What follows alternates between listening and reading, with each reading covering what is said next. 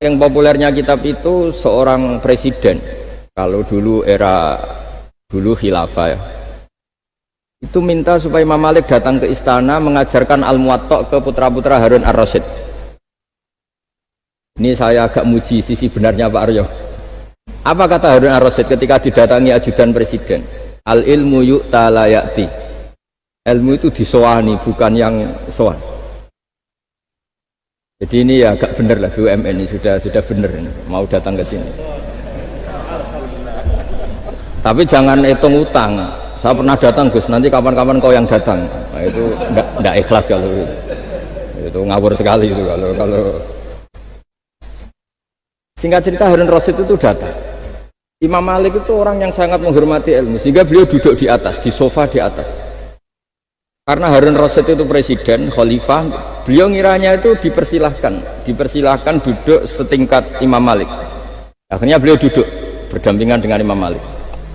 Kata Imam Malik sebelum ngaji, di mana-mana orang ngaji itu harus sopan, nggak boleh orang ngaji setara dengan gurunya. Turun Imam Harun Ar-Rasyid turun terus awal santri-santri. Baru Imam Malik mau mulai ngajar. Suatu saat Imam Malik itu datang ngurus KTP, datang ke istana. Kata Harun Rasyid, kenapa engkau tidak minta supaya kami yang ngurus? Kata Imam Malik, saya kalau urusan negara itu rakyat, sehingga saya daftar ya antri. Tapi kalau urusan ilmu, kamu santri saya. Jadi orang dulu itu sudah profesional.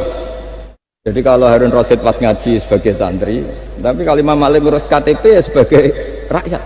Ya antri, ya beliau yang datang.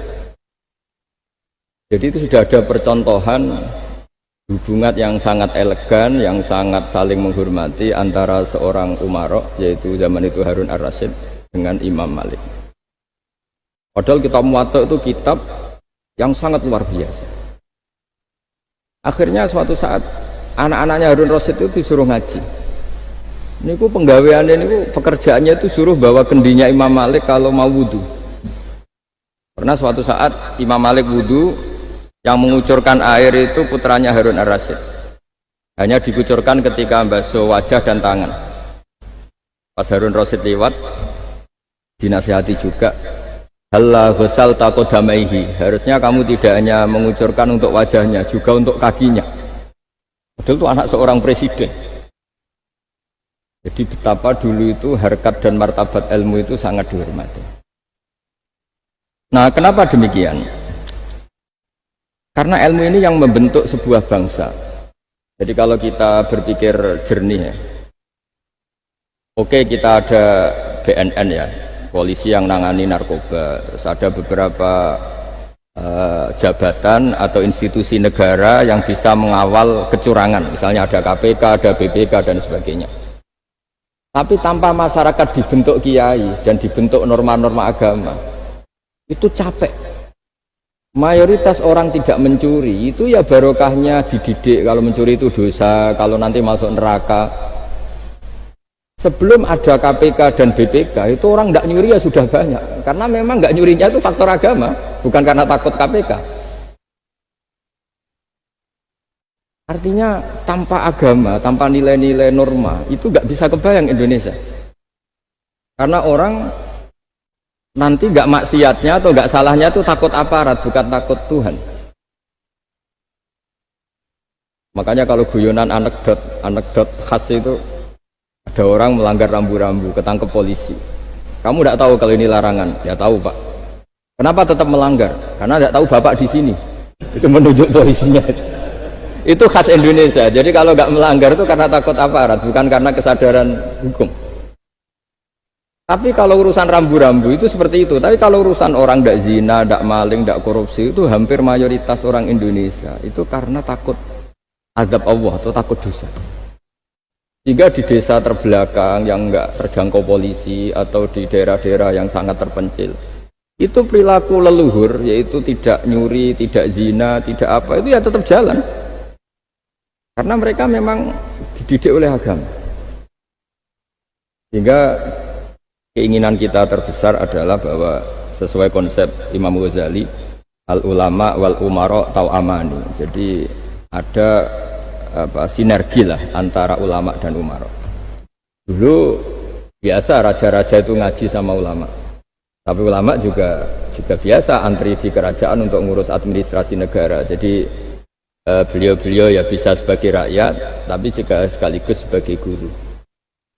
Karena beliau-beliau ini orang-orang yang bisa menanggalkan egonya. Lalu kenapa kerajaan dulu itu begitu kuat? Ada contoh paling populer dalam mengelola negara, yaitu Umar bin Khattab. Itu Sayyidina Umar bin Khattab. Itu bajunya, jubahnya itu ada 12 jahitan, saking jeleknya. Jadi saking jeleknya itu 12 jahitan. Ada pernah seorang kiai yang cerita, ketika Baitul Maqdis itu ditaklukkan oleh pasukan Umar, itu beliau harus naik unta dari Madinah sampai Yerusalem. Karena kerajaan yang ditaklukkan itu membayangkan Umar itu seorang presiden, seorang khalifah, pasti wah.